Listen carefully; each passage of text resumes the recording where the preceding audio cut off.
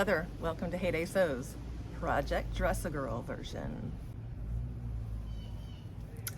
I do want to let you know that I'll be looking down at my notes a lot. There are some key points that I want to be sure to tell you about.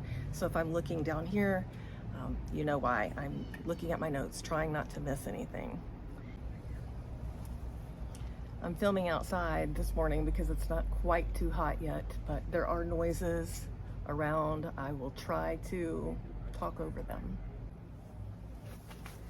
The great thing is I'm also able to do some volunteer hours from my work, and Project Dress-A-Girl is something that I have promoted to my team at work. I hope to get more people sewing at work for Project Dress-A-Girl, and the last couple of years we have been able to make some donations, and I hope that we can even grow that bigger this year. A total for Project Dress-A-Girl, but also the numbers that my group at work and I are making. I hope that we can increase all the numbers. Okay, so let's get into talking a little bit about construction. One of the big criteria that we're looking for with the dresses for Project Dress-A-Girl is at least one pocket. This year, I have seen on Instagram, some people are making dresses that have the one kangaroo pouch. It's just the one pocket that you stick both hands into, almost kind of like you would see on a hoodie or a jacket.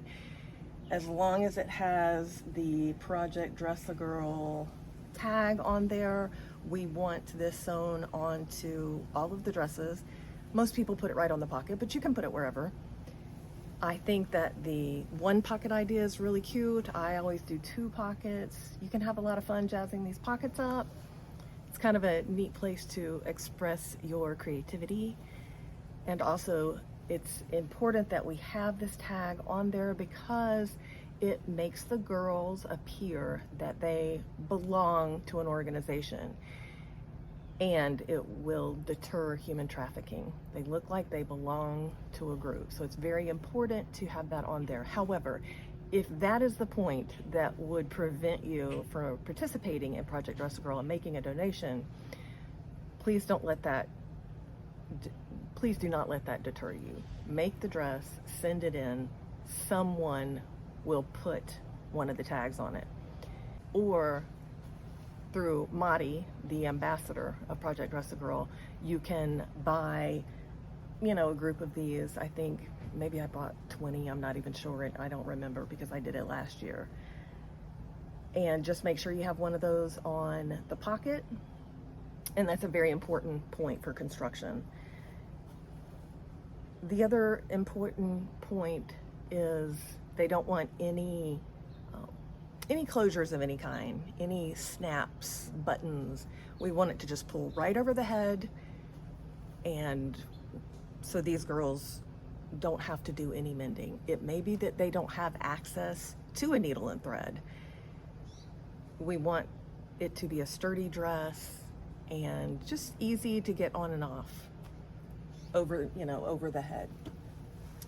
I've got a couple patterns that I'm going to share with you. I just love this one.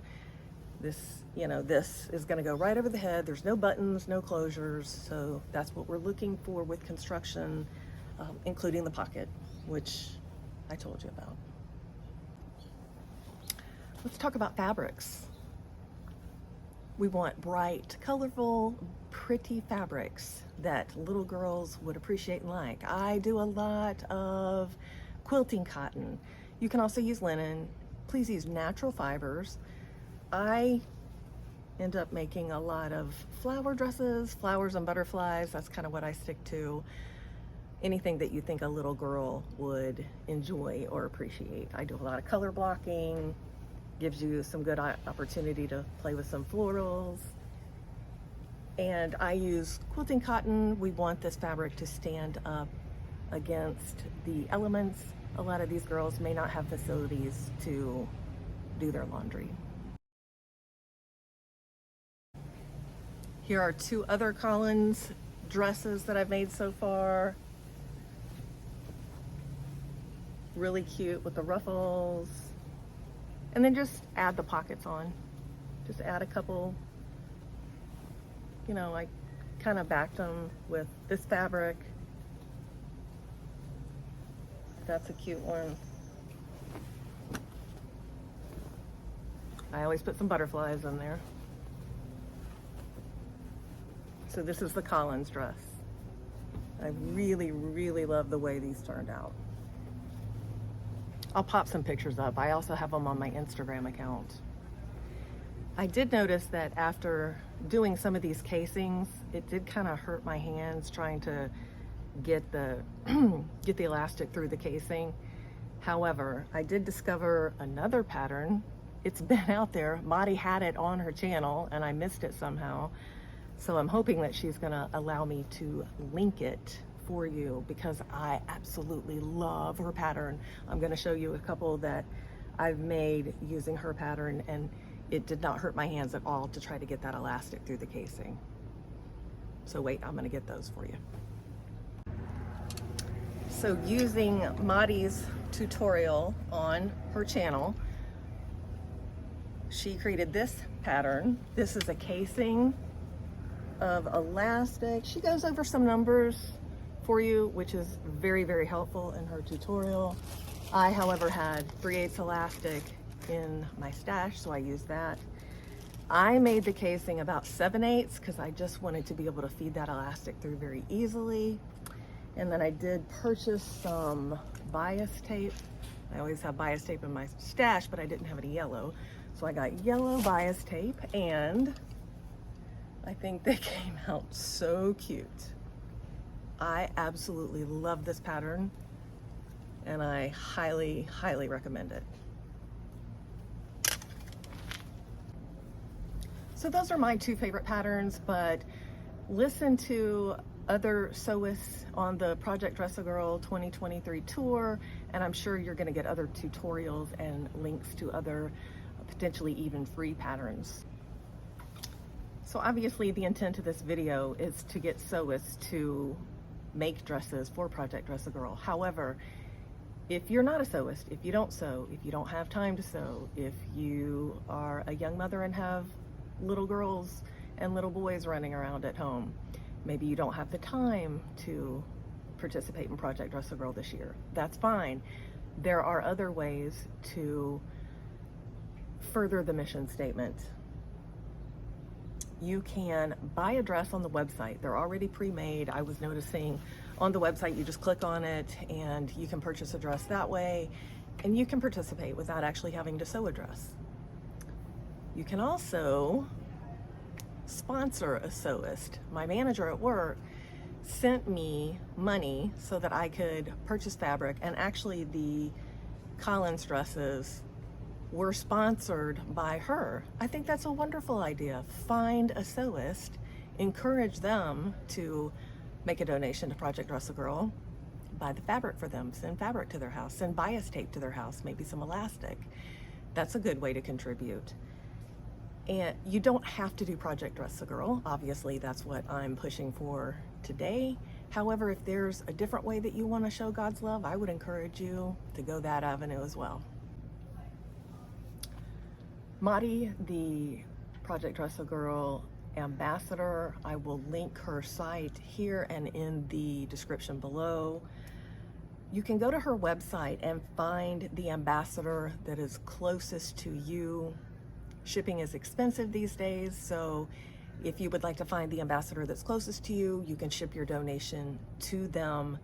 And the other important point is that you want to post it on Instagram, pardon me.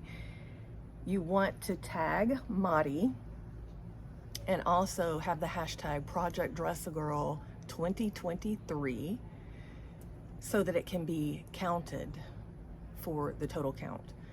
I don't know what the total count was last year. I think it was in the high 2000s, which was an exponential growth from the year before.